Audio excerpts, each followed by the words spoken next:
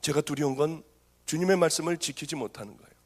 지금까지 거의 1년 반여, 1년 몇 개월, 1년 4개월 동안 쉰 것은 한 주 중에 한 3일 쉬었어요. 한 3일밖에는 쉬지 못했어요. 그리고 저는 다녀요. 돈 위해서 다니냐고요? 대부분 돈 거의 받지 않고 다녀요. 사례비요? 제가 필요한 만큼, 없으면 받고 있으면 저는 안 받아요. 제가 받는 사례비는 대부분 놔두고 다녀요. 필요할 때는 제가 받아요. 명예요? 그런 것도 없어요. 우리 감리교회 목회자들 700여 명이 모인 곳에서도 저는 마음껏 할 만큼 했어요. 장로님들, 감리교회를 움직이고 있다는 감리교회들 전체 장로님들 1000몇백 명이 모인 그 집회에서요. 얼마 전이에요. 예배를 드리는데 장로님이 전화를 숙여서 받고 있더라고요. 도저히 너무나도 화가 났어요. 왜 다들 저렇게 살까? 밖에 나가보니 장사치들이 이 안마기를 파느라고 거기 15대인가 안마기를 놔두고 팔았어요. 성경을 팔고 뭐 별 잡상인들이 다 왔었어요. 장로들이 예배는 안 들어오고 거기서 덜덜덜덜거리고 안마들을 받고 앉아 있더라고요. 제가 소리를 질렀어요. 목사님들은 그런 얘기를 못해요. 장로님들에게 얘기하면 큰 불이익을 당하거든요. 우리 감리교회는 장로님들의 힘이나 목사님들의 힘이나 아니 오히려 장로님들의 힘이 커져가고 있어요. 소리 질렀어요. 저 장로가 전화 받고 있는 거 봐라. 저런 사람들을 장로로 뽑아서 이제 우리 감리교회는 망하게 됐다. 감독 선거할 때 돈을 서로 주고받고 10억을 써야 당선이 되고 장로들은 돈을 달라고 쫓아다니고, 이 감리교회는, 기독교는 세상에서도 그런 짓을 하면 교도소를 보내고 당선된 녀석들은 교도소로 다 보내는데 돈을 주고받으면 다 그렇게 되는데 어찌 우리는 이런 모습이냐. 이 썩은 더러운 것을 한강물을 꺾어다가 여기다가 처박지 않으면 우리는 다 망할 수밖에 없는 자들이라고 했어요. 지금은 마치 중세시대 같아요. 헌금을 강조하고 큰 교회를 짓고요. 그러면 성공한 목회자들이 돼요. 교인들은 떠받들어져요. 100평이 넘는 집에서 살고 두 부부가 살며 뭐 40억, 60억짜리 집에서 살고요. 얼마나 참 기가 막힌지요. 부끄러워서 혼났어요. 이제 오히려 그렇게 되면 모든 걸 다 내려놓고 병들고 가난한 자들을 붙들고 울고요. 자기들의 재산을 가난한 자들에게 다 나눠주고요. 그리고 하나님이 기뻐하실 그 일들을 하며 마지막 삶들을 정리를 해야 될 텐데 큰 교회를 한번 해보니 이게 할맛이 나거든요. 자기 자식을 여기에다가 집어넣어 놓고요. 그 다음에 너는 풍성한 삶을 누려라. 너무나도 좋은 회장 같은 자리에 아까워서 놓칠 못하여 자기 자녀들을 그 다음 대대로 물려줘요. 저는 정말 하나밖에 없는 내 생명 같은 아들이 있어요. 그 아들을 위하여 하나님께서 이 아들을 분명히 종이라고 하셨으니 야 이거 목사가 되는 그 순간에 노숙자에게 내려가게 해주세요. 절대 교회하지 않게 해주세요. 가난한 자들에게 내려가서 평생을 그렇게 살다가 하나님 부르시는 그날에 기쁘게 하늘나라에 갈 수 있게 해주세요. 아니 저는 자식 사랑 안 하는 줄 아세요? 저는 바보인 줄 아시나요? 그 아이가 편안하게 사는 것을 제가 왜 원하지 않겠어요? 그 아이가 이 버클리에 와서 공부하러 왔을 때 주님이 아세요. 그 소식을 듣고 제가 전화기를 떨어뜨릴 뻔했어요. 하나님, 얘는 신학대학을 가야 될 애가 아니 버클리가 웬일이에요? 하나님 앞에 그때서부터 제가 땡깡을 부리기 시작을 했어요. 하나님 이러시면 안 돼요. 저도 쓸데없는 공부를 하고 의사가 돼요. 이제 다 끝날 무렵에 저는 하나님 나라 돌아와 지금 다 잊어버렸잖아요. 저는 다 면허증도 다 찢어버리고 모든 관계되는 서류 다 찢어버리고 이 길을 왔어요. 하나도 쓸데없는 공부를 했어요. 하나님, 이 아이 왜 거기 보내셨어요? 신학을 하게 해주세요. 막 울면서 기도했어요. 하나님 그 아이를 병으로 때리세요. 놀랍게도 우리 하나님은 얼마나 멋진 분인지요. 병으로 때리셨어요. 얼마나 기분이 좋았는지요. 세상에라니요. 여러분이 세상이에요. 여러분이 세상이에요. 왜냐하면 세상적인 가치관을 살아가기 때문에 여러분이 세상이에요. 저는 할렐루야예요. 얼마나 할렐루야였는지요. 그 병이 무슨 병인 줄 아세요? 하나님은 머리도 좋아요. 하나님 때려도 살짝 때려주세요. 향수병에 걸렸더라고요. 정말이에요, 여러분. 그래서 이게 기숙사에서 밤낮 찔찔거리고 우는 거예요. 집에 가고 싶어서요. 우리 아버님이 저보고 밤낮 그랬거든요. 저놈은 저거 어떻게 된 게 GM이 치마폭에서만 놀고, 아이고 저기 어떻게 뭐가 사람이 될까. 우리 아들이 저를 딱 닮아서 얼마나 할렐루야인지요. 하여튼 옆으로 말씀이 옆으로 갔습니다마는 철저하게 하나님 앞에 정말 하나님의 가치관으로 회개하는 거예요. 잘못됐으면 하나님 앞에 회개하고, 이제 회개함으로 말미암아 여러분 천국 자녀가 됩니다. 다 준비하면서 천국만큼은 준비하지 못하는 미련한 여러분들, 이것도 설교 하나로 듣고 아무렇지도 않게 돌아가 여러분들에게 어쩌면 하나님께서 주신 이 귀한 기회를 다 잃어버리는 비참한 껍데기만 하나님의 자녀인, 그러나 하나님의 심판대 앞에 가서는 여러분들이 영원한 생명을 준비하지 못한 그 사실에 악을 쓰고 울어도 이미 시간은 지나버리고 하나님의 모든 심판은 끝나버린다고 하는 사실을 깨달으시고 이번 집회 기간 동안에 철저하게 회개하는 여러분들이 되시기를 바랍니다. 두 번째는요, 회개를 했으면 회개로 끝나버리면 안 돼요. 성령님의 음성 들으려면 그렇게 힘든 거 아니에요. 다 들을 수 있어요. 여기 그것만 지키기만 하면 다 들을 수 있습니다. 두 번째는 성령님하고 친해지는 겁니다. 이 목사님을 처음 배웠을 때 처음 뵈니까 참 어디 집회 가면 제일 힘든 게 저는 숙기가 없어요. 말을 뭐 그렇게 막 이렇게 아이고 할렐루야 반갑습니다, 아이고 어떻게 지내십니까, 이런 걸 잘 못해요. 어느 교회 가면은 저 같은 목사님이 계세요. 그러면 밥 먹을 때도 아무 말도 안 하는 거예요. 저도 그걸 못 하거든요. 근데 저보다 더한 목사님이 계시면은 끝날 때까지 뭐 밥 먹고 씻고 그다음에 멀뚱멀뚱 서로들 이상해 가지고요. 그러고 있다가 그냥 집회 시간에 보자고 하고 그냥 헤어져요. 그런데 두 번째 만나면은 이게 같이 얘기를 많이 하니까, 이 오자민 목사님이신가요? 예? 벤자민 목사님이요? 아니시군요. 죄송합니다. 죄송해요. 벤자민 목사님이요. 예? 그 오자가 들어갔었던 것 같은데. 예? 벤자민 오 목사님이요. 죄송해요. 맨 처음에 목사님을 만나 뵀을 때는 좀 이렇게 친해지기가 좀 그랬어요. 좀 껄끄러웠어요. 그런데 앉아서 같이 얘기를 하면서 친해졌습니다. 오늘도 또 같이 만나 뵙고 점심을 같이 했어요. 이런 얘기 저런 얘기 둘이서 참 많은 얘기를 했어요. 이 얘기 저 얘기 했어요. 그게 이제 목사님이 아까 그러셨다고 했잖아요. 여보 나는 목사도 아니야. 목사를 관둬야 될까 봐. 근데 사모님이요, 그런 관둬. 그랬다고 하셨잖아요. 저는 그 얘기 들을 때 얼른 생각난 게, 야 정말 나는 결혼 안 하길 참 다행이다. 한 20년 저는 혼자 살고 있거든요. 정말 끝까지 혼자 살아야겠다고 하는 결단을 했어요. 괜히 농담입니다. 목사님하고 이렇게 이제 이렇게 친하게 이렇게 저렇게 얘기를 하다가 보니까 친해지는 거예요. 저도 제 얘기를 자꾸 하고 목사님도 목사님 얘기를 하시고요. 친해지더라고요. 그래서 여러분 성령님하고 친해져야 합니다. 그냥 친해지지도 않고 갑자기 이렇게 만나가지고 성령님에게 어느 날 뜬금없이 힘들 때 아이고 좀 어떻게 해주세요, 좀 나도 저 목사님 들은 거 듣게 해주세요. 그러면 헛것을 듣게 돼요.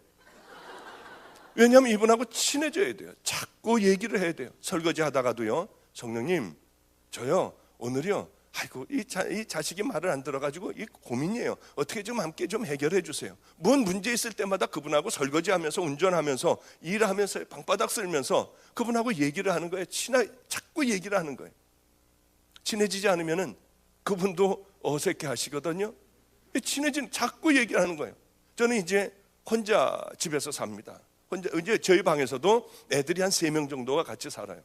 제일 말 안 듣는 애, 제일 이게 좀 잘 만들어지지 않은 애, 맨 끝에서부터 3번째 아이까지 그렇게 해서 제 방에서 자요. 그리고 제가 밤에 잘 때마다 그 아이들 기도해주고 그 아이들하고 함께 얘기를 하면서 그러다가 이제 아이들이 일찍 잠에 골아 떨어져요. 그럼 저는 제 방에서 자면서 같이 그때서부터 대화가 시작이 돼요. 우리 교회 교인이 이상하게 이상한 물건을 하나를 저에게 2개를 줬어요. 하나는 좀 얇은 거, 긴 이 벽이에요. 또 하나는 왜 이렇게 벽에가 큰지 이만해요, 벽에가요. 또 하나는 퉁퉁한 비계를 큰 거를 줬어요. 그래 얇은 거를 좀 이렇게 가느다란 것을 비고 자면 목이 이렇게 제껴지고요. 큰 거를 이렇게 펴보면 이게 잘 펴지지가 않아요. 이게 도대체 무슨 용도인가? 저는 그 용도를 몰랐어요, 잘이요. 어느 날 그 한 몇 개월 동안 그렇게 하나는 처박아 놓고요. 그냥 하나를 이게 얇은 거를 하나를 갖고 이렇게 있다가 어느 날 저도 모르게 그걸 한번 이렇게 끌고 다리를 올려놔 봤더니 얼마나 편한지요. 이거구나. 그리고 이제 그 퉁퉁한 것도 한번 이렇게 안고서 다리를 올려놓으니 얼마나 편한지요. 이게 이분이 배려가 있었던 것 같아요. 우리 교인의 배려요. 그저 이렇게 좀 날씬한 것을 좀 이렇게 원하면은 그걸 붙들고 자고 이 퉁퉁한 벽에 있으면 그걸 붙들고 자라고 2개를 준 것 같아요. 하여튼 여지없이 이제는 그 정이 들어가지고 그거를 이제 그거 없이는 못 자요. 근데 저는 이렇게 큰 게 좋아가지고 이렇게 그거를 이렇게 붙들고 탁 하고 발을 올려놓으면 자동적으로 이제 밤에 그렇게 잠이 시작되면은 그때서부터 이제 중얼거리기 시작을 해요. 성령님, 이 교회에 정말 왔는데요. 아이고 나 어제는 그랬어요. 어제는 성령님, 왜 그렇게 도대체 왜 이렇게 입에 침이 말라서 수도 없이 그걸 마시면서 하게 왔고요. 아니 도대체 제가 약을 잘못 먹었나요? 하면 병이 걸려서 그랬나요? 이 사람들이 막 왔다 갔다 하고 좀 어제는 굉장히 힘들었어요. 도대체 왜 그러셨어요? 저는 몸이 아프면서도 죽어라고 이제 캐나다에 가가지고 하루도 빠지지 않는 일정이 있는데 도대체 왜 그러셨어요? 그런 얘기를 해요. 이렇게 저렇게 얘기를 해요. 그러다가 저도 모르게 잠이 들거든요. 그럼 성령님하고 함께 자는 거예요. 뭐 거룩하신 하나님 아버지 그러지 않아요. 힘들었던 얘기, 저 여기 왔으니까 꼭 우리 아이들 다 책임져 주셔야 돼요. 사고 안 나게 해주세요. 제가 없어도 잘하게 해주세요. 그런저런 이제 얘기를 하다 저도 모르게 자는 거예요. 그 다음날 아침에 일어나면은 성령님, 저 지난밤에 잘 자게 해주셔서 감사해요. 오늘도 또 함께 해주세요. 이 베니 흰 목사님이 지금은 어떤지 모르지만은 그분의 책을 성령님 안녕하세요라는 책을 봤어요. 이분은 성령의 기름 부음을 받으셨더군요. 일어나면 성령님 안녕하세요 하고 인사를 한대요. 저는 다른 건 몰라도 이분은 성령님과 교통하는 분이다. 금방 알았어요. 왜냐하면 인사를 하고 그분하고 함께 대화를 하는 거예요. 이 사람은 틀림없다는 생각을 했어요. 제가 만난 그 하나님과 성령님도 저는 대화를 해요. 이렇게 늘 대화를 해요. 좋은 거 있으면 좋은 자리에 앉으세요. 조금 나쁜 자리에 앉고 먼저 이것을 마시려고 하다가도 좋은 거면은요, 성령님 먼저 드세요. 그리고 제가 먹을게요. 그리고 기도는 저는 하나님 이거 감사합니다. 그것도 아니에요. 성령님 먼저 드세요. 그 다음에 제가 들을게요. 드셨어요? 그럼 제가 들게요. 아멘 하고 제가 마셔요. 그분하고 친하게 지내는 겁니다. 그분에게 모든 좋은 걸 다 드리는 거예요. 그분이 기뻐하실 그 일들만 하는 거예요. 내 앞에 지나가는 찬스가 있으면 성령님 좋아하시겠다. 얼른 잡아서 도와도 주세요. 옷도 벗어주세요. 할 것 없으면 힘으로 해주세요. 여러분 마음에 감동되는 대로 그렇게 성령님이 기뻐하시겠다고 하면 그거 하세요. 그러면은 놀라운 일들이 일어나기 시작을 해요. 저는 우리 아버님에게 1월 1일 날이나 구정에 아버님 올해도 건강하시고 새해 복 많이 받으세요 하고 세배를 합니다. 그리고 난 다음에 집에 돌아와서 휘장이니 뭐니 애들 다 못 들어오게 문을 다 잠궈버리고요. 성령님, 저는 우리 성령님 우리 아버지보다 100배, 1000배, 만배 좋아하는 거 아시죠? 우리 아버지에게 세배 한 번 했으니까 성령님 20번 해드릴게요. 성령님 새해 복 많이 받으세요. 정말 20번을 해요. 사람들은 바보 같다고 생각할 거예요. 어느 서커스단에 어린아이가 그날은 휘장이 뭐가 이 기둥이 잘못돼서 하루를 쉬게 됐다고 그래요. 그래 주일날이었는데 이 꼬마가 가만히 보니 애들이 자기 또래 애들이 교회를 가서 얘도 쉬는 날이니까 따라서 교회를 갔대요. 교회를 갔는데 예수님이 바로 우리를 위하여 십자가에 달려 돌아가셨다고 하는 그 얘기를 듣고 이 아이는 얼마나 마음이 아팠는지 모르는데요. 남들은 다 돈을 내는데 지는 돈 낼 것도 없어서 아무것도 못 드리고 온 거예요. 밤에 잠이 오지 않는 거예요. 날 위해서 돌아가셨는데 나는 돈도 못 드리고. 그래서 이 아이가 자기가 늘 하던 서커스 그 기계를 그 공도 가져가고 우산도 가져가고 그래서 밤에 몰래 강대상에 올라왔어요. 저는 돈도 없고 드릴 것도 없어요. 그러니까 이것밖에는 없으니까 그리고 그 앞에서 제주를 넘고요. 공도 굴리고요. 그리고 하나님을 열심히 기쁘게 해드리고 땀을 뻘뻘 흘리면서 그것을 했어요. 성령님이 뭐라고 하셨을까요? 하나님이 뭐라고 하셨을까요? 예이 나쁜 녀석아, 여기가 어딘데 여기 와서 뛰고 그래. 그러지 않으셨어요. 기뻐하시는 거예요. 어린아이 같은 신앙과 믿음을 하나님은 참 기뻐하세요. 여러분, 그래서 저는 그런 마음으로 해요. 너무 좋은 일이 일어날 때가 있어요. 애들이 공부를 잘할 때든지요, 애들이 정말 귀한 일을 하고 돌아왔을 때는 잠을 못 자겠는 거예요. 그러면 잠자다가도 성령님 제가 노래 하나 해드릴게요 하고 노래도 해드려요. 찬양도 해드려요. 이 친하게 지내는 거예요. 그분하고 모든 삶을 같이 하는 거예요. 그러면은요, 이분이 어느 날 말을 걸어오세요. 어느 날 내게 깜짝 놀랄 만한 말을 걸어오세요. 그리고 하나님의 말씀대로 작은 것서부터요, 어마어마한 큰 일을 원하지 않으세요. 하나님이 원하는 작은 것이요. 내가 생각하기에 우리 주님이 나를 보면서 뭘 제일 슬퍼하실까? 그걸 버리는 거예요. 그거하고 싸우는 거예요. 그러다 보면 어느 날이요, 그렇게 그냥 바보같이 사세요. 어느 날 깜짝 놀랄 정도로 하나님의 음성이 들려와요. 얼마나 신이 나는 줄 아세요? 그러면 들려오는데 어떤 사람은 이게 내 생각인가, 사탄이 주는 생각인가, 무언가 이걸 헷갈려요. 사탄은 여러분들에게 기도하라고 그러지 않으세요. 너 그렇게 살라고 하지 않으세요. 버리라고 하지 않으세요. 그걸 왜 구별을 못해요? 너무나 쉬워요. 어떤 사람들은요, 목사님 제가 지금 수퍼가 하나가 나왔는데 수퍼를 해야 되나요?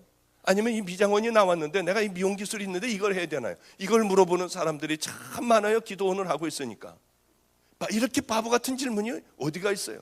여러분, 무엇을 하려고 할 때요, 그런 거 신경 쓰지 마세요. 하나님은 여러분이 수포를 해야 되나, 미장원을 해야 되나, 이게 얘를 뭘 하게 해줘야 될까, 이러는 분 아니에요. 그런 건 여러분이 마음대로 하세요. 어떤 걸 하면은 이가 많이 남고 어떤 걸 하면은 이 주의를 잘 지킬까, 그저 이런 걸 보고요, 장사 돈 많이 남을 걸로 택하세요. 하나님이 관심 있는 것은 여러분이 수포를 하나 미장원 하느냐, 이게 중요한 게 아니라 네가 어느 곳에서 내 영광을 돌리며 살아가겠니, 그게 가장 중요한 거예요. 그렇습니다. 그렇게 살다가 보면, 그리고 어떻게 내가 살아가야 하는가, 하나님의 자녀로서 좀 열심히 살아가세요. 마태복음 5장, 6장, 7장 산상설교라고 하죠. 그걸 늘 읽으세요. 저는 하루도 빠지지 않고 그걸 늘 읽어요. 죽을 때까지 읽으려고 그래요. 그것이 내 마음속에 늘 묵상을 하고, 한 구절이라도요 묵상을 하고 생각을 하는 거예요. 그러면 내 삶을 살다가 보면 죄가 내 앞에 탁 나를 이제 공격하기 시작을 해요. 그러면 어쩌면 그렇게 하나님의 말씀이 생각이 나는지요. 마태복음 5장, 6장, 7장에서 어쩌면 그렇게 생각이 나는지요. 이기고 지나갈 수가 있는 거예요. 늘 깨끗하게는 살 수 없지만은, 그러나 조금이라도 노력하며 살면은 성령님은 여지없이 우리에게 와요. 아이고 나는 더러워서 안 올 거야. 천만에요. 성령님은 우리하고 얘기하고 싶어 어쩔 줄을 몰라 하는 분이에요. 당신의 뜻을 우리에게 꼭 얘기하기를 원하시는 분이에요. 한번 얘기를 듣기 시작을 하면은 생명을 걸게 돼요. 세상에 중요한 것이 아무것도 아니게 돼요. 자, 이제 여러분 아셨죠? 그걸 한번, 이 세 가지를 한번 열심히 하며, 그냥 왜 안 들리지 이거? 내가 지금 일주일이나 했는데 안 들리네, 그런 생각하지 마시고 여러분의 삶을 그렇게 아예 늘 그렇게 살아보십시오. 언젠가 성령님이 필요할 때 여러분의 마음의 문이 열려 그 음성을 분명히 들을 줄로 압니다. 그 음성은 틀림없어요. 그냥 기도하다가 어쩌다 기도하다가 뜬금없이 생각나는 걸 가지고 하나님의 음성이라고 얘기하지 마세요. 그건 다 틀려요. 대부분의 사람들이 그렇게 들어요. 그런데 주님은 마음으로 분명한 말씀을 하세요. 자, 이제 벌써 그렇게 하고 났더니 벌써 시간이 다 됐네요. 이건 한 10분 하려고 했는데 벌써 이만큼 많은 시간이 지났군요. 그래요. 제가 하나님을 만나자마자 제일 먼저 찾아간 분이 있습니다. 저희 할아버님이에요. 저희 할아버님은 제가 그렇게 목사가 되길 원하셨어요. 그렇게 종이 되길 원하셨어요. 그런데 저는 딴 길로 가고 담배 피고 술 먹고 그러고 돌아다니는 것이 할아버님에겐 가장 가슴이 아프셨어요. 가끔 가다가 둘이 앉아서 얘기를 하다 보면 너 그렇게 하면 안 되는데, 너 종의 길을 가야 하는데, 우리 집에 대를 이어야 하는데, 그럴 때마다 얼마나 신경질이 났는지요. 하나님을 만나고 할아버지 방 문을 두들겼어요. 우리 할아버님은 90세가 거의 다 되셔서 원고를 정리하고 계셨습니다. 저에게 반말도 안 하세요. 아이고 우리 장손 오셨나?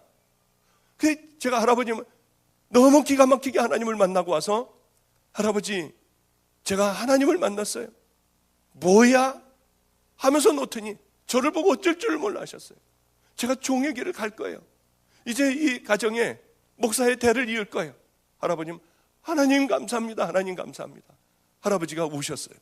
나이가 90이 다 돼가시면 눈물들이 없어져요. 소리만 그냥 하시죠. 그런데 할아버지는 눈물을 흘리셨어요. 일로 오라고 하셨어요.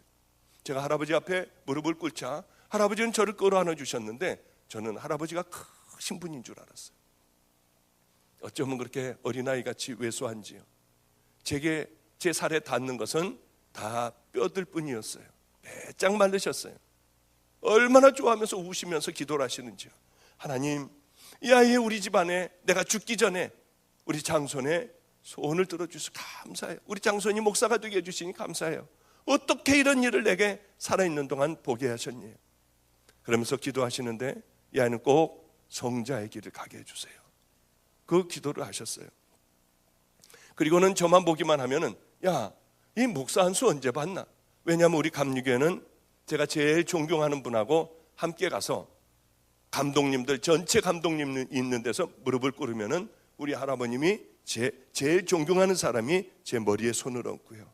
그 다음에 전부 다들 손을 얹어 목사 안수식을 합니다. 할아버님은 그게 하고 싶으셨어요. 어려서부터 저를 위하여 기도하셨으니까요. 언제 목사 안수 받지? 할아버지 신학대학원 아직 가지도 않았어요.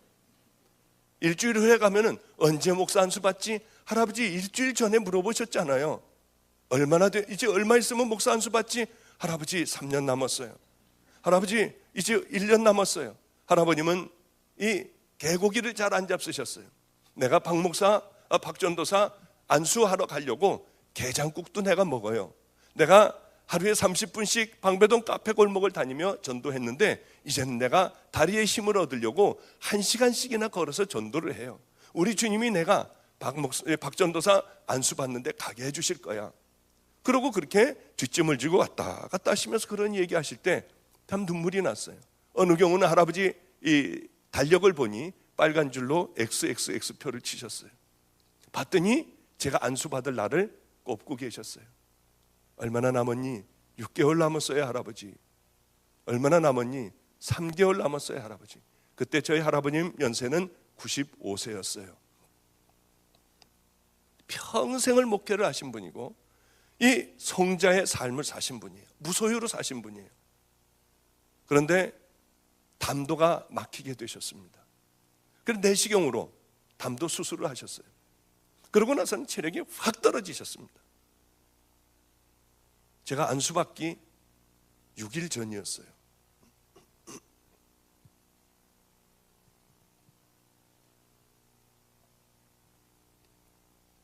할아버님 방에 들어갔을 때는 비스듬한 의자에 누워 계셨고요. 눈이 퉁퉁 부으셨고 얼굴도 부으셨어요. 손을 보니 손이 수북하게 부어 있었어요. 다리를 보니 다리가 퉁퉁 부어 계셨어요. 이제 정신이 오락가락하고 계셨어요.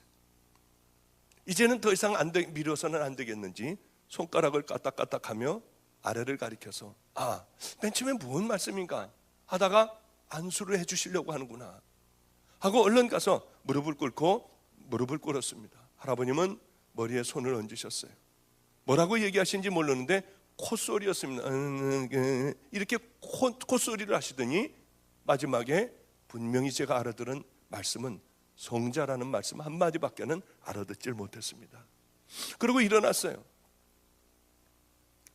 이 할아버님에게 평생을 목회를 한 할아버님, 이제 저는 6일 후면은 목사 한수를 받게 돼요. 할아버지, 어떻게 해야 이 목사의 길을, 저도 알지 못하는 이 길이에요. 어떻게 가면 돼요? 꼭 한마디만 말씀 좀 해주세요. 아무도 없었어요. 할아버님은 갑자기 막 움직이셨어요. 이렇게 일어나려고 하는데 일어나지도 않고요, 막 뻐둥거리셨어요. 그 얼른 이 스펀지 그 벽에를 갖다가 할아버님 뒤에다 이렇게 좀 해드렸습니다. 해드리자 놀라운 말씀을 하셨어요. 다 알아들을 수 있도록 말씀을 하셨어요. 그 후에 8시간 후에 돌아가셨어요. 놀라운 말씀이셨어요. 다 알고 있는 말씀이었어요. 성경에 있는 말씀이에요. 사랑할 수 없는 것을 사랑해라. 용서할 수 없는 것을 용서해라. 제일 천한 낮은 곳에서 섬겨라. 변명하고 살지 말아라. 그 네 말씀이셨어요. 돌아가시기 전에 이 꼭 해주고 싶은 그 말씀을 어쩌면 그렇게 또박또박 말씀을 하시는지요. 그리고는 나를 들어 침대에 뉘어달라고 했어요. 아이고, 얼마나 가벼운지요. 뼈와 가죽만 남아 있으셨어요. 이렇게 뉘어드렸더니 나를 벽을 보게 밀어달래요. 이제 세상을 안 보겠대요. 그래 벽 쪽으로 밀어드리고 조용히 계셔서 저는 안성으로 고난의 현장으로 다시 왔습니다. 얼마 안 있다가 전화가 왔어요. 다시 또 가봤더니 소천을 하셨더라고요. 제가 재작년에 플러싱, 뉴욕의 플러싱 제일교회인가요? 감리교회, 그곳에 집회를 가게 됐습니다. 거기에 제 사촌 동생 녀석이 여기서 신학대학에서 박사학위를 받고 거기 부목사로 있었습니다. 얼마나 감격스러운지요.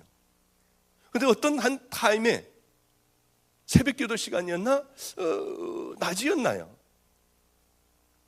우리 우영이가 사회를 보고 제가 거기 강사로 간 거예요. 얼마나 기가 막혔는지. 이 아이가 저를 얘기해서 저는 거기 간 거 아니에요.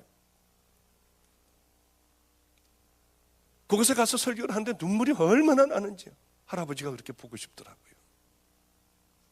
우리 이 할아버지가 우리 이 둘을 보면서 얼마나 기뻐하실까. 이 모습을 봤어야 하는데 정말 꼭 보여드리고 싶더라고요. 거지같이 살고 담배 냄새 풍기고 술 냄새 풍기며 할아버지 앞에 가서 있으면은요, 숨을 안 쉬고 있으면은요, 할아버지는 벌써 냄새를 맡고 괴로워하셨어요. 그러던 세상에 살던 제가 할아버지의 평생의 기도의 소원대로 종이 되어 그곳에서 사촌 동생과 함께 제일 할아버지가 또 사랑하셨던 그 아이와 함께 집회를 하는 이 모습을 보여드렸으면 얼마나 좋을까 하는 생각이 얼마나 많이 들었는지. 왜 이렇게 할아버지 말씀대로 살려고 하는데 안 되든지요. 정말 그렇게 안 되더라고요. 좀 똑바로 해보려고 하는데 그렇게 안 되더라고요. 안성에서 그러고 이제 할아버님이 돌아가셔서 안성에 이렇게 다시 내려와서 살게 됐습니다. 그 말씀을 꼭 마음에 심고 평생을 내가 담고 살아가야겠다. 근데 어느 여자아이가 있었습니다. 초등학교 6학년짜리 아이였어요. 우리 집에는 그때만 하더라도 이 여자 중에서 제일 밑바닥에 내려갈 수 있는 제일 밑바닥 인생의 여자가 아기를 하나를 낳았어요. 그래서 여기저기 여기에도 버리고 거기서 못 기르고 여기도 주고요 저기도 주고 하다가 어린아이 4살짜리를 저에게 데리고 왔어요. 목사님이 애를 잘 기른다고 하니 애 좀 맡아달래요. 그 아이가 벌써 이제 중학생이 됐어요. 4살짜리가요. 오줌도 싸고 그러던 아이요. 도대체 이 아이를 저는 혼자 사니까 이 아이 4살짜리를 어떻게 이 목욕을 시켜야 될지, 물을 떠놓고 너 혼자 들어가서, 걔도 여자 아니에요. 너 혼자 들어가서 어떻게 좀 닦고 머리도 좀 감고 어떻게 나와봐라. 그러고 이렇게 해놓으면은요, 그 4살짜리가 자기 속옷도 주물러서 빨아요. 혼자 머리 밑까지 다 닦고요. 그러고서 갈아입고 나와요. 그거 창피하니까 자기 속옷을 안 보이는 데다 갖다 말려놓고 걸어놓고요. 그런 아주 영악한 아이였어요. 그 아이가 벌써 이제 중학교 1학년이 됐어요. 이 교회 교인 중에 한 분이 저희 교회에 오셔서 우리를 중국집에 가서 우리 집 아이들을 전부 짜장면을 사주셨습니다. 오늘 그런 말씀을 하시더군요. 그 아이 수빈이는 어떻게 됐나요? 목사님을 너무 잘 챙겨주더래요. 제 옆에 와서 물도 따라주고요. 목사님은 고기 못 드시니까 채소를, 야채를 드려야 된다고 하고, 그렇게 정말 아주 다 귀한 아이예요. 그런데 그 중에 4살짜리하고 살고 있었고, 또 보니까 초등학교 6학년짜리 하나가 그렇게 우울하게 살고 있는 우울한 아이가 있었습니다. 너 일로 와봐라. 한번 그래 교회로 데려왔어요. 남의 집 아이를. 그래, 너는 왜 그렇게 표정이 어둡니?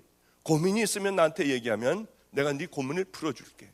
이 아이 입에서는 충격적인 얘기가 나왔습니다.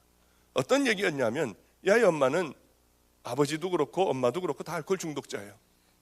그래, 아버지가 간암으로 돌아가시자마자 이 아이를 데리고 자기 아버지 친구하고 들어가서 사는 거예요, 이제. 그런데 이 아버지에게는 아들이 하나가 있었습니다. 큰 녀석이 하나가 있었어요. 이 아버지가 한번 이 아이를 6학년짜리, 5학년짜리를 강간을 하는 거예요. 그 다음에 아들이 한번 하고요. 돌아가면서 이렇게 하는 거예요. 이 엄마는 자기 딸이 그런데도 얘가 엄마한테 얘기하면은요, 이 네가 잘못했다고 하고 이 애만 때리고요. 이 미친 사람들이었어요. 보니까 얼마나 화가 나든지. 짐승만도 못하고 쓰레기만도 못한 인간들이더라고요. 너 집에 들어가지 말고 나하고 살자. 그 교회에다가 이제 함께 이 의자에 하나를 주고 거기에 살게 했어요. 얼마나 애가 행복해하는지요. 어느 날 살고 있는데 늘 밤만 되면은 이 부모가 와서 다 때려부셔요. 애 내놓으라고요. 애가 피하지 못하여 막 도망다니면 잡아가지고 머리채를 잡아 끌고 이 2층에서부터 질질질질 끌고 내려와서 애는 죽는다고 울고요. 저는 어떻게 해줄 수도 없고요. 사도신경을 외우면서 막 따라가고요. 그것밖에는 제가 해줄 것이 없었어요. 그러면 집에 갔다가 술 취해서들 다 자니까 맨발 벗고 교회로 다시 도망을 와요. 그 아이를 다시 아빠가 다시 이 목사 어디 갔어? 그러면서 욕을 하면서 오면은 얼른 이 강대상 밑에 숨기도 하고요. 그러면서 얼마나 힘들었는지. 저도 얼마나 매를 맞고요. 머리도 잡히고요. 멱살도 잡히고요. 와서 교회는 다 때려부시고요. 그래 이제 그 사람들이 올 때 되면 문을 다 잠궈버려요. 밑에를요. 셔터까지 다 내려버려요. 그러면은 돌을 던지고 동네방네 소리를 지르는 거예요. 내 딸 내놓으라고요. 내 딸 목사가 데리고 잔다고 내놓으라고 소리 지르는 거예요. 그러면 위에서 이제 2층에서들 그럼 경찰에 신고해버려. 저 목사 경찰에 신고해버려. 난리 법석들을 펴요. 동네에서요. 그러는 날들을 이렇게 보냈습니다. 결국은 부모가 포기를 했어요. 이 아이하고 같이 살게 됐어요. 얼마나 좋았는지요. 이 아이는 공부도 열심히 하고요. 잘 지냈어요. 그런데 이상하게요. 이제 벌써 그런 지가 오랬는데 어느 날서부터는 제가 밤이 껌껌해지면은요 막 불안하기 시작을 한 거예요.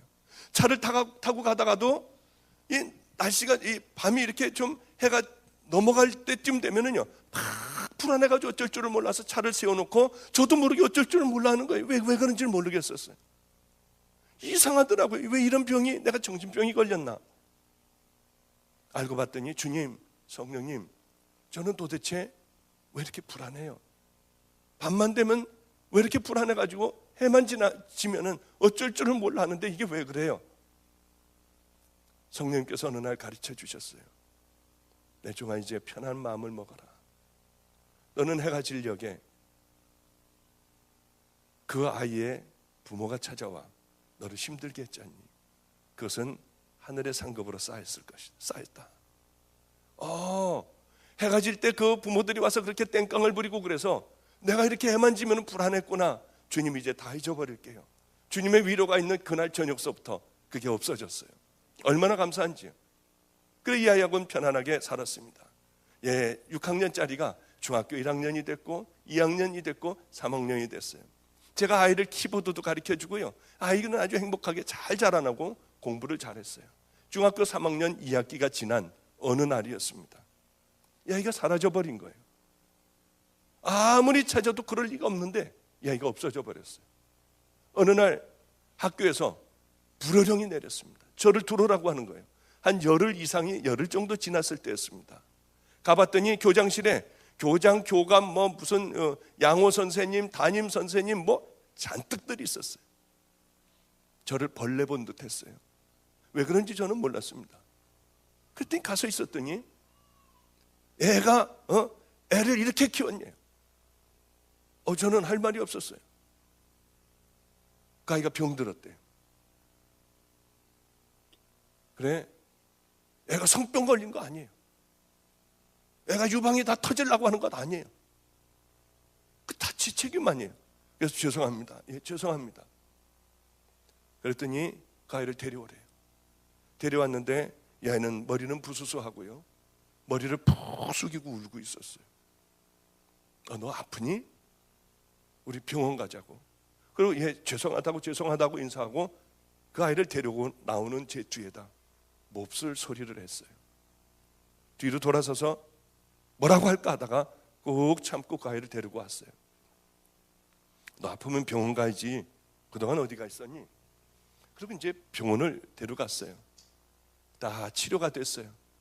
아마 한 일주일 치료를 받았나요? 여기도 다 짤 거 째고 성병도 전부 다 치료를 받았어요. 저는 왜 그런지 이미 소식을 들어 알고 있었습니다. 이 아이가 학교에서 나오다가 그 오빠가 군대를 갔는데 군대에 갔다가 휴가 나온 오빠하고 만났어요. 그런데 이상하게 오빠 품이 그리워지더라는 거예요. 그렇게 죽이고 싶었는데 그날은 왠지 모르게 그렇게 그 마음이 들었대요. 그래 오빠하고 휴가 나온 오빠하고 열흘간을 아이가 같이 지냈어요. 그러면서 성병이 걸렸고 이렇게 유방이 막 곪고 그랬던 모양이에요 아마. 그러니까 우리 집에는 다시 들어올 수는 없고 무섭고 막 냄새는 나고 어쩔 줄 몰라 하다가 양호 선생님을 찾아갔습니다. 그러니까 상담을 했어요. 양호 선생님이 보니 이지경이거든요. 너 누가 그랬어? 이건 누가 이렇게 했어? 목사님이 그랬다고 그랬어요. 그래, 학교에서는 다들 제가 그런 줄 알고 있었어요. 이제 치료가 다 끝나는 날 이 아이 손을 붙들고 기도를 했어요. 하나님 감사하다. 그지? 너를 깨끗하게 치료해 주신 그 하나님 은혜 정말 감사하다. 우리 기도하자. 그리고 손을 붙잡고 제가 기도했어요. 하나님, 이 아이가 이제 옛날에 하나님을 사랑했던 그 마음으로 돌려주세요. 하나님, 꼭 이제는 다 깨끗하게 치료해서 병균이 죽은 것 같이 하나님 이제는 우리 주님 안에서 옛날에 사랑하던 그 주님의 아이로 다시 태어나게 해주세요. 그러고 기도를 했는데 애가 막 울어요. 왜 저보고 가만히 있었니? 괜찮아. 너는 이제 조금 있으면 중학교 졸업하냐? 그리고 고등학교는 딴 데로 가잖아. 그러니까 네가 애들하고 돌아다니며 이 애들하고 노느라고 이렇게 됐다고 하면 너 창피해서 학교 못 다니잖아. 그러니까 내가 너를 데리고 있는 목사가 강제로 너를 어떻게 했다고 해서 네가 그 병에 걸렸다고 하면 너 창피하지 않잖아. 염려하지 말고 저 몇 개월 안 남았으니까 그냥 그렇게 다녀라. 얘가 막 우는 거예요. 그런데 학교로 뛰어갔어요. 뛰어가가지고 이 얘기를 다 한 거예요. 오빠가 사실 이렇게 했고요. 우리 목사님은 아무 죄도 없는데 목사님하고 병원 가서 다 치료하고 났는데 그냥 목사님이 한 걸로 해라.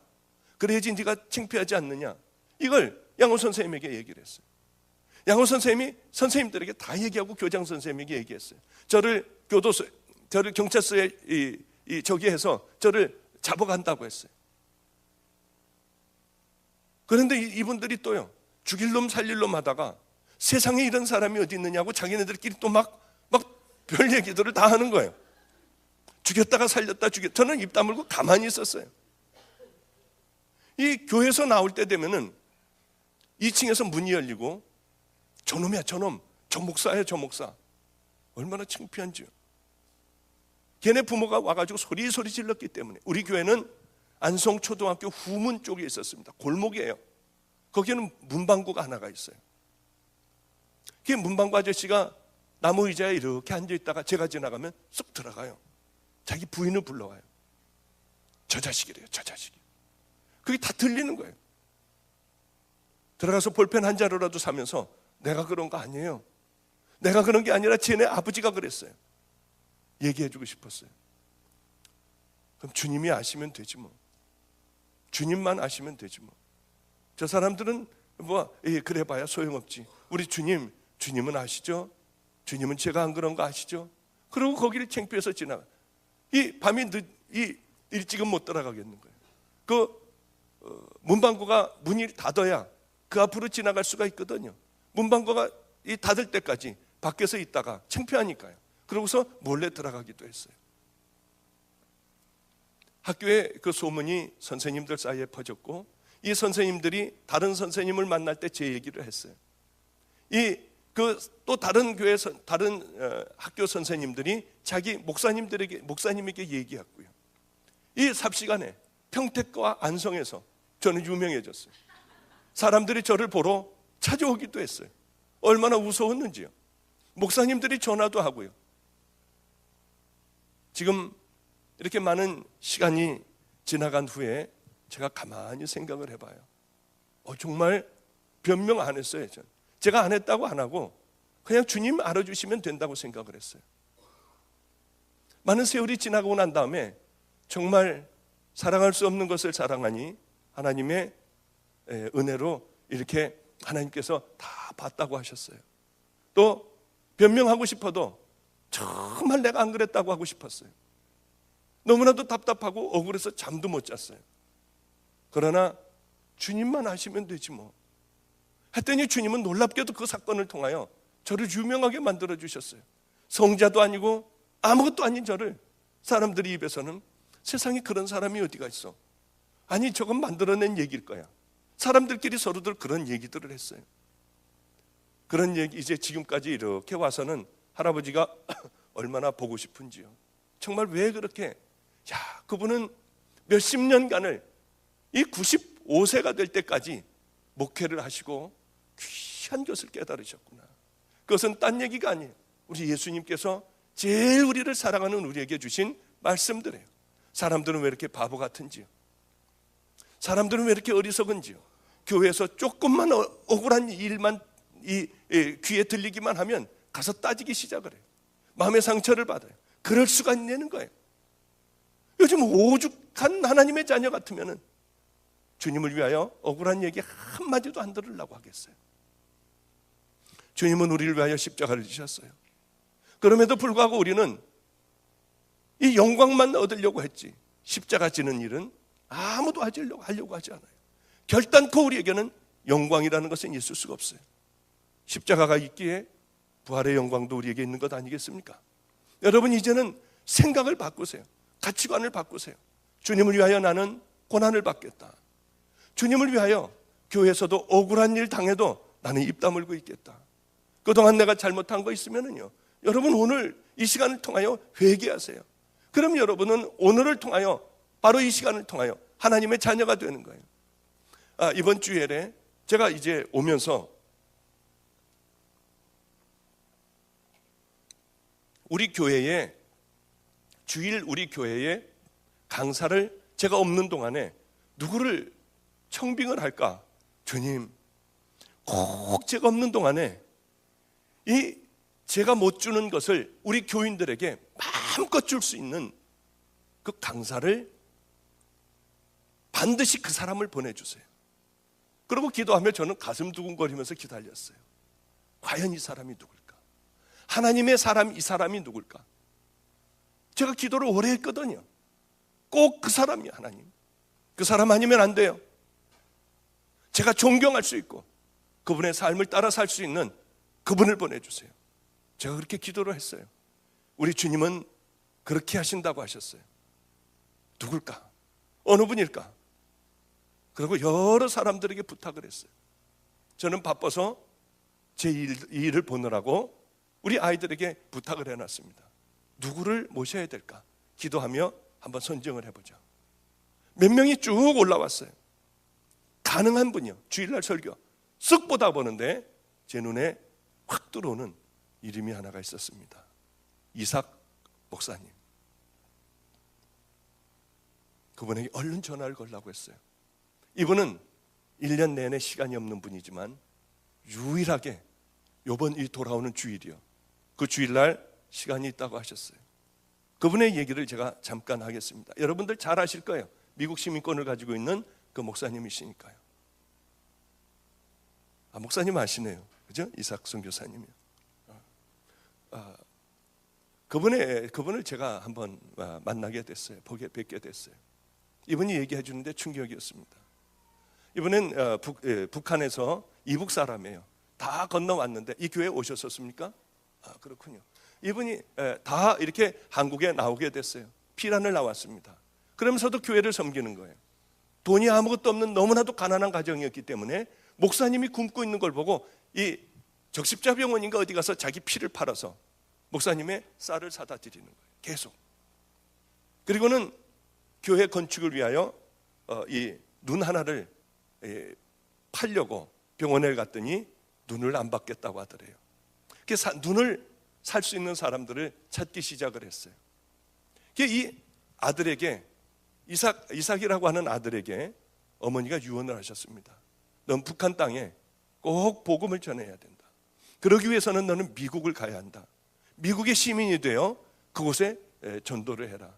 그래서 그분은 이제 우여곡절 끝에 미국에 오게 됐고 미국 시민권자가 되어 북한을 갈 수 있는 유일한 길은 중국이라고 생각하고 중국으로 갔죠. 온갖 고초를 다 당했습니다. 모진 고문을 다 당했어요. 입에다가 호수를 넣고 막아버린대요. 그리고 물을 틀으면은 항문으로 팍 틀으면은 항문으로요 피가 나온대요. 이렇게 대변이 나오다가 피가 나온대요. 기절해버리고요. 얼마나 모진 고문을 당했는지 정신의 이상이 됐어요. 미국에 내려왔는데 비행장에서 자녀들과 아내도 못 알아보고요. 횡설수설하고 그리고 오랜 동안 여기서 치료를 받고 또다시 북한을 들어가 결국은 그곳에 이렇게 북한 선교를 하게 됐습니다. 어느 날 김일성 도로를 이렇게 닦았다고 그래요. 김일성 도로를 닦고 있는 중에 한 곳이 푹 들어갔답니다. 봤더니 그 안에 사람들이 들어가 있었대요. 그래서 얼른 이제 그 경찰들을 불렀답니다. 경찰들을 불러 거기서 나오는 사람들을 조사해 보니 굴 속에서 예배를 드리고 있었대요. 그 예배를 여러분 북한에요. 제가 그쪽에 좀 관여를 했었어요. 지하교회가 없을 것 같죠. 지금도 정말 처절해서 견딜 수 없어요. 생명을 걸고요 들어가는 사람들이 있어요. 제가 그것은 여기서 자세히 못해요. 얘기 못해요. 정말 들어갑니다. 복음을 들고 그쪽으로 들어가요. 나왔던 애들이 복음을 받아 들고 생명을 걸고 그 복음을 외우고요 그러고서 그곳으로 들어가요. 들어가서 종말이요 만든 데도요. 그런데 다들 이렇게 구멍에서 다들 나오게 됐답니다. 보니까 예수쟁이들이었어요. 예배를 드리고 있었어요. 바로 직결처형이랍니다. 어디 뭐 수용소 보내고 그것도 아니래요. 그래서 이제 바로 마을 사람들 다 불러 모으고 밧줄을 이렇게 메고 의자를 갖다 놨대요. 어린애에서부터 이 지도자까지 다 있었답니다. 그 어린아이를 먼저 이런 악질들은 먼저 부모가 부모 가슴을 아프게 해야 된다고 그래서 어린애를 먼저 밧줄을 목에다 걸고 그러고 있었대요. 근데 엄마 무섭다고 애가 막 소리를 지르더래요. 조금 있으면은 이제 너 천국 가자니. 우리가 지금 이 시간을 위하여 여태까지 고생해 왔잖니. 조금만 기다려라. 하는데 다리로 탁 차니까 애가 뻐둥 매달려서 죽었대요. 그렇게들 죽이다가 드디어는 지도자를 죽일 차례가 됐다고 그럽니다. 그래서 이제 말뚝을 양쪽에다 받고 이거는 그렇게 악질은 그렇게 죽여서는 안 된다고 하고 그 이제 부르도자 크레인 그 부르도자 있지 않습니까? 그걸로 다리서부터 천천히 올라가라. 천천히 깔아주게 해야 된다. 그래가지고 천천히 부르도자로 깔기 시작을 했대요. 근데 다리 쪽으로 이렇게 다리를 지나가니까 이 지도자가 아글아글 쓰더래요. 얼마나 아프겠습니까? 뭐 기도나 제대로 나오겠어요 거기. 악을 쓰고 오는데, 무릎까지 오는데요, 아글아글 쓰더래요. 천천히 일부러들 웃으면서 천천히 그 브로도자를 밀고 왔답니다. 그런데 놀랍게도 무릎까지 오자마자 저기가 찬양을 하더라는 거예요. 아까 여러분들 그 찬양을 들으면서 우리 교회에 이번 주에 오시는 이삭 선교사님 말씀이구나. 그리고 얼마나 찬양을 하면서 제가 은혜를 뜨겁게 받았는지 몰라요. 아까 찬양을 하는데 이런 찬양을 하더군요. 북한의 지도자가 그 성경 가리키는 지도자가 바로 그 찬양을 했어요. 내 구주 예수를 더욱 사랑, 이 엎드려 비는 말 들으소서. 내 진정 소원이 내 구주 예수를 더욱 사랑, 더욱 사랑. 그 찬양을 하더라는 거예요. 그러면서 이 깔고 머리까지 다 지나갔대요. 하나님께서 이 브로도자가 밀고 들어오니 하나님께서 고통을 인쳐주셨구나. 이분에게 마지막 하나님 사랑한다고 하는 고백을 하고 우리 주님 앞에 가게 했구나. 얼마나 은혜스러웠는지요. 그분이 이번 주에 우리 교회에 오셔가지고 말씀을 전해주세요. 그분 얘기를 듣고 있으면 도대체, 아까 목사님이 그 말씀을 하셨지만 나도 목사 관둬야 될 것 같아. 그 생각이요, 아까 그렇게 저도 났어요. 귀한 하나님의 사람들이 참 많습니다. 여러분, 이제 우리 511장, 제가 찬양을 목이 아파서 잘 못하거든요. 아까 했던 분들 좀 나오셔가지고, 다 나오셔서요. 여기 계신가요 다? 좀 나오셔서 우리 찬양 뜨겁게 하고 오늘 한번 통성기도로 한번 해보죠. 이 찬양 끝나고 한번 우리 죽도록 한번 기도해보죠. 정말 우리들의 가치관과 우리들의 삶을 좀 변화시켜달라고요. 정말 우리들 회개할 수 있게 해달라고요. 511장 우리 찬양하고 뜨겁게 기도하는 시간 갖겠습니다. 여러분, 정말로 몸이 아픈 분들이 있으면은 여기 나와서 서시면은 제가 몸이 좀 조금 나아졌으니 제가 기도를 해드리겠습니다. 몸 아픈 분들은 철저하게 회개하고 하나님 앞에 여러분들이 나오시면 그분은 여러분들의 믿음을 통하여 오늘 놀라운 기적의 역사를 베풀어 주실 겁니다. 우리 뜨겁게 511장 부르고 기도하겠습니다.